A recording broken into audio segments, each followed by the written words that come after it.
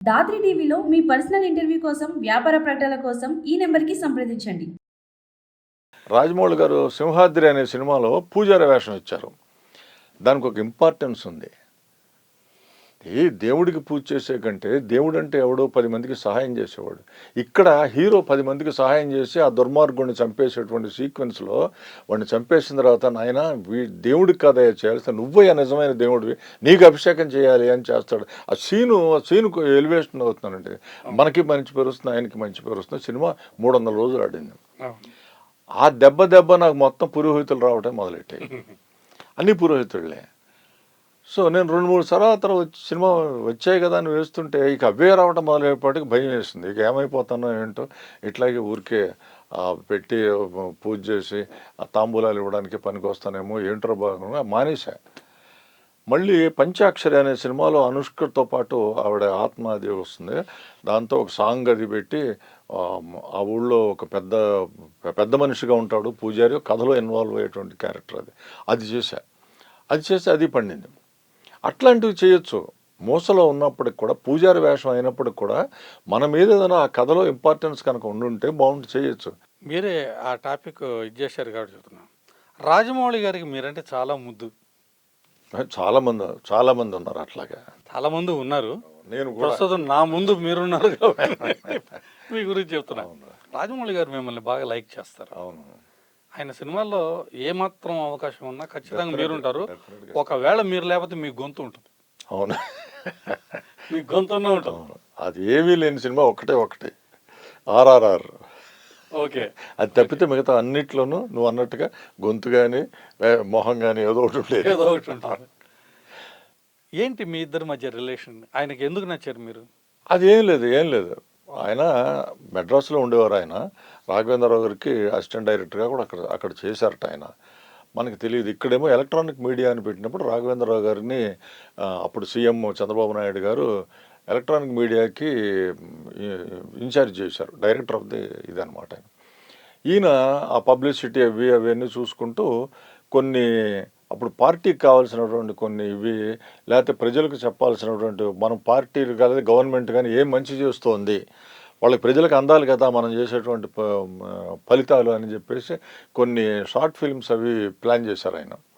Plan చేసినప్పుడు రాజమౌళి గారిని పిలిపించి నువ్వు ఇదిగో చెయ్యి, నువ్వు ఇది చెయ్యి అన్నట్టు కొంతమందికి ఇచ్చారు ఆయన.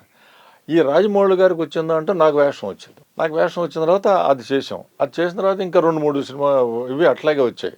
రాజమౌళి గారి డైరెక్షన్లోనే 2-3 షార్ట్ ఫిల్మ్స్ చేసిన తర్వాత ఆయనకి ఒక సీరియల్ ఒకటి ఇచ్చారు ఆయన. సీరియల్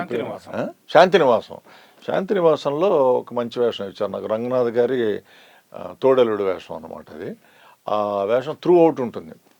అది రాజమౌళి గారి డైరెక్షన్లోనే జరిగింది. ఆ తర్వాత బాహుబలి చేస్తున్నప్పుడు ఒక రోజున నా మిస్సెస్ ఇంట్లో కొంచెం ప్రాబ్లం వచ్చి ఆవిడ పడిపోతే, ఇంట్లోనే ఉండాలి, ఎవరో ఒకరు సపోర్ట్ ఉండాలి, పిల్లలిద్దరు అమెరికాలో ఉన్నారు అప్పుడు, ఉండాలి అని అంటే నేను రాలేను సార్ అని చెప్పేసి ఇంట్లోనే ఉండిపోయాను. ఆవిడతో పాటే చేశాను. అంతలో బాహుమతి 2లో ఉండకపోయినా సరే ఆయన ఏం చేశారంటే ఆ రాజు గురువు వేషం ఒక ఆయన వేస్తాడు, ఆయనకి మీరు వాయిస్ ఇవ్వండి అని చెప్పి కూడా పాపం పిలిపించి చేసినవాడు. అంటే గొప్ప మనిషి అండి, గొప్ప మనసున్న మనిషి. ఎప్పుడు సినిమా గురించి ఆలోచిస్తాడు ఆయన. అట్లా అందుకనే అంత గొప్పవాడు అయ్యాడు ఆయన. జంధ్యాల గారి దగ్గర మాత్రం ఆర్టిస్ట్ అనేటువంటి వాళ్ళందరూ కలిసేవాళ్ళు దాదాపు. థియేటర్ నుంచి తీసుకున్నాడు మొత్తాన్ని ఆయన. అవును, ఒక స్టార్ కావాలి కాబట్టి హీరోస్ ఎవరో వాళ్ళు హీరోయిన్స్ వాళ్ళు ఉండేవాళ్ళు, కానీ మీరు క్యారెక్టర్లు అందరూ థియేటర్ నుంచి వచ్చిన వాళ్ళే. అందరూ ఆయనతో పాటు నాటకాలు వేసిన వాళ్ళు, ఆయన నాటకాలు ఎవరైనా చూస్తే వీడు బాగున్నాడు అనుకుంటే తీసుకున్న వాళ్ళు అందరూ థియేటర్ నుంచి. నేను మీలో అబ్జర్వ్ చేస్తుంది ఏంటంటే, ఓకే అప్పటి తరం దర్శకులని నిర్మాతలని వాళ్ళని సాటిస్ఫై చేశారు, చూస్తే మళ్ళీ ఈ తరం ఇప్పుడున్నటువంటి దర్శకుల్ని సాటిస్ఫై చేస్తున్నారు. ఏంటి దాని వెనకాల సీక్రెట్ ఏంటి? సీక్రెట్ ఏమీ లేదు, మనకి సూట్ అయ్యే రోలే ఇస్తున్నారు వాళ్ళు. ఇప్పుడు అలా కాదు, కొంతమంది యాక్ట్ చేస్తే ఇది ఓల్డ్ స్టైల్ ఆఫ్ యాక్టింగ్ అండి అంటారు. ఓకే, పైగా ఒక రకంగా చెప్పాలంటే మీ తరం నటులు ఎవరన్నా చేసినప్పుడు డ్రామా ఎక్కువ ఉంటుందిరా అన్న దీనిలో చెప్తూ ఉంటారు. ఇప్పుడున్న వాళ్ళలో అసలు ఏం యాక్ట్ చేయకుండా కనుబొమ్మలు కానీ చేతులు కానీ ఏం లేకుండా అలా కెమెరా చూస్తూ డైరెక్ట్గా చెప్తే బ్యూటిఫుల్గా చేసామంటున్నారు. మీరు అటు వాళ్ళని సాటిస్ఫై చేశారు, ఇటు వీళ్ళని సాటిస్ఫై చేసి కావాలనిపిస్తున్నారు. ఏంటి వెనకాల మతలబు ఏంటి చెప్తే మా లాంటి వాళ్ళకు కాస్త ఉపయోగపడుతుంది కదా.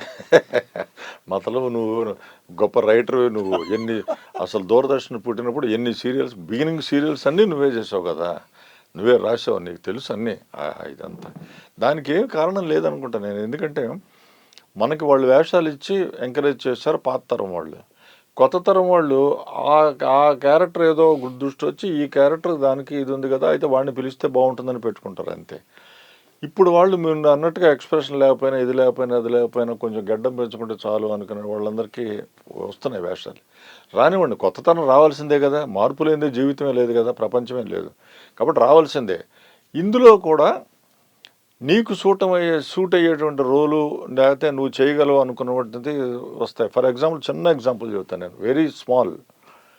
మొన్న ఒక 1 month బ్యాక్ విశాఖపట్నం ప్రొడ్యూసరు ఆయన ఫోన్ చేశారు. చేసి ఇక్కడ శ్రీకాకుళం దగ్గర శ్రీముఖలింగం అని ఒక ఇది ఉందండి, అక్కడ షూటింగ్ ఉంది, కొత్త సినిమా ఇది, కొత్త డైరెక్టర్ మాకు, 2వ సినిమా ఇది, జైమ పంచాయతీ అని అది వరకు చేశారు ఆయన. అటజని కాంచి అనేది ఒకటి సినిమా చేస్తున్నారండి, అందులో ఈ వేషానికి మీరైతే బాగుంటుందండి అన్నారు. ఏమంటే ఒక్కరోజు అంటున్నారు, అంత దూరం ఎందుకండి రావటం అది ఇది అంటే, కాదండి ప్రవచనాలు చెప్పేట్టుగా అంటే మీరు చెబితే జనం నమ్ముతారు అనేటువంటిది ఒక మీ మీద అభిప్రాయం ఉంది ప్రజలకి, మంచి మాట చెబుతారు, మంచి మాట మీ ద్వారా పెడితే ప్రజల్లోకి వెళుతుంది అనేది మాకు ఒక నమ్మకం వచ్చి మిమ్మల్ని పెట్టుకుంటున్నాము అని చెప్పేసి ఇక్కడి నుంచి ఫ్లైట్ టికెట్ ఇచ్చి శ్రీముఖలింగం చేసి ఆ రాత్రి అంతా హోటల్ ఇచ్చి ఆ మర్నాడు మళ్ళీ ఫ్లైట్లో పంపించారంటే అది ఏంటి, అది నమ్మకం. ఆ క్యారెక్టర్కి సూట్ అవుతామని కాబట్టి, లేకపోతే ఎందుకు పెట్టుకుంటారండి, ఇంకోళ్ళు ఎవరిని పెట్టుకుంటారు. వాళ్ళకు నీ మీద ఉన్న నమ్మకమా అంతే, జనానికి నీ మీద ఉన్నటువంటి నమ్మకం, నీ స్టేచర్ మీద, అది వాళ్ళు ఆలోచించుకొని ఉంటారు బహుశా. జనానికి నమ్మకం వీడి మీద ఉంది అనేటువంటిది వాళ్ళు ఆలోచించుకుని పెట్టుంటారు, లేకపోతే అంత ఖర్చు పెట్టుకుని ఎందుకు చేస్తారు చెప్పండి. ఇప్పుడు కొత్త తరం హీరోస్ ఎవరెవరితో నీకు అక్వైంటెన్స్ ఉంది? చాలామందితో చేశాను, రాజ్ తరుణ్తో చేశాను, చాలామంది కొత్త వాళ్ళతో చేశాను. ఎన్టీఆర్తో 3 సినిమాలు చేశాను. 3 సినిమాలు చేశావు. యమలీల, స్టూడెంట్ నెంబర్ 1, తర్వాత సింహాద్రి, రామ్ చరణ్తో మగధీర బెస్ట్ ఫిల్మ్. అదే చాలా మంచి క్యారెక్టర్, అవును, భలే తీశారు ఆయన. ఇందాక మన కన్వర్జేషన్లో ఓ మాట అన్నావు ఏంటంటే, వాళ్ళకి ఆ క్యారెక్టర్ వస్తే తడితే మనల్ని పిలుస్తారు, ఇందులో వేరే మతలబు లేదన్నారు. ఇప్పుడేమో నాలో వీక్నెస్, నేను వాళ్ళని టచ్లోకి వెళ్ళను అనేది నా వీక్నెస్ మేబీ, అందుకే అక్కడక్కడ ఎక్కువ క్యారెక్టర్స్ చేయలేకపోవడానికైనా. అట్లా కాదండి, నేను ఎక్కువ క్యారెక్టర్స్ రావటం కాదు, నువ్వు వాళ్ళతో ర్యాపోర్ట్ ఎట్టా ఉంటుందని అడిగావు హీరోలతో. ఇప్పుడు ర్యాపో ఉన్నప్పుడు ఎక్కువ పిలుస్తాం కదా కాదు, హీరోలతో ఎందుకు, హీరోలతో ర్యాపోర్ట్ ఉంది అనుకో, నాకు ఇప్పుడు శ్రీకాంత్ గారు నాకు మంచి ఫ్రెండ్ అనుకో, ఆయన నేను మాట్లాడుకుంటాం, సినిమాకి వెళ్తాం, లేకపోతే ఇంకోటి ఏదో చేస్తాం, అంతేగాని సినిమాలో వేషం ఎందుకు వస్తుంది? సో దానివల్ల ర్యాపోకి కానీ క్యారెక్టర్ కానీ సంబంధం లేదు. వాళ్ళతో ర్యాపోర్ట్ ఉన్నంత మాత్రాన మనకు వస్తుంది అనుకోకూడదు, మనకు ర్యాపోర్ట్ లేకపోయినా వస్తాయి. ఫర్ ఎగ్జాంపుల్ 2 సినిమాలు చెబుతాను నీకు నేను. దాసరి నారాయణరావు గారు జంజాల తీసిన ఒక కృష్ణమూర్తి కుక్క పిల్లలు అనే టెలిఫిల్మ్ చూసి ఇప్పుడు గుండు చేయించుకొని కుక్కలంటే భయం వాడికి, ఆ క్యారెక్టర్ చేశాను. ఆ క్యారెక్టర్ ఆయనకు బాగా నచ్చి ఒక సినిమాలో 3 విలన్లు ఉంటారు, ఒకడు కామెడీ విలన్ ఉంటాడు, ఆ వేషానికి అతన్ని పిలిపించండి అని చెప్పారు.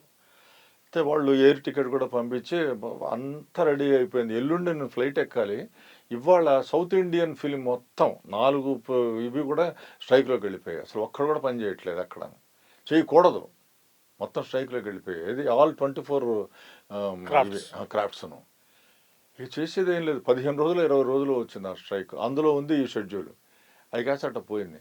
అది నేను ర్యాపోర్ట్ వల్ల పోయిందా, ర్యాపోర్ట్ వల్ల వచ్చిందా? 2 లేదుగా. తర్వాత అసలు అంతవరకు దాసరి నారాయణ గారితో నాకు పరిచయమే లేదు.